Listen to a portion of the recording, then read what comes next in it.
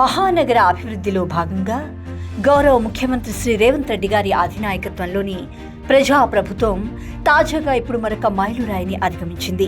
నగర ప్రజలకు మరొక ఫ్లైఓవర్ బ్రిడ్జ్ ని అందుబాటులోకి తీసుకొచ్చింది. ఉద్దంగడ్డ రైల్వే జంక్షన్ వద్ద నిర్మించిన శాస్త్రిపురం రైల్వే ఓవర్ బ్రిడ్జ్ ని ఐటీ మరియు పరిశ్రమల శాఖ మంత్రి శ్రీ దుద్దిళ్ల శ్రీధర్బాబు గారు ప్రారంభించారు. నగరంలో రోజురోజుకి పెరుగుతున్న వాహనాల రద్దీతో ట్రాఫిక్ విపరీతంగా పెరిగిపోతుంది. ఈ నేపథ్యంలో ట్రాఫిక్ సమస్యలను పరిష్కరించడమే లక్ష్యంగా ప్రజా ప్రభుత్వం ఎప్పటికప్పుడు చర్యలు చేపడుతుంది. ఇందులో భాగంగానే సికింద్రాబాద్, ఫలక్నుమా, శివరాంపల్లి రైల్వే లైన్లలోని లెవెల్ క్రాసింగ్ నంబర్ 7 వద్ద భారీ ఫ్లైఓవర్ నిర్మాణాన్ని చేపట్టింది. సుమారు 71 కోట్ల రూపాయల వ్యయంతో 490 మీటర్ల పొడవు, 16.60 మీటర్ల వెడల్పుతో ఈ ఫ్లైఓవర్ ను నిర్మించారు.